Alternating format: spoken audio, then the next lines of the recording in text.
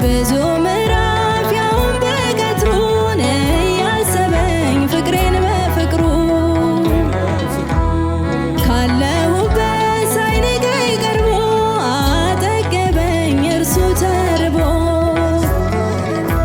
ለማጠቅም ለአንዲቷ ነፍስ ይሄ ሁሉ የደም ላብ ማፍሰስ እንዴት ብዬ ፍቅሩን ልግለጸው? ኢየሱስ ለእኔስ ልዩ ነው።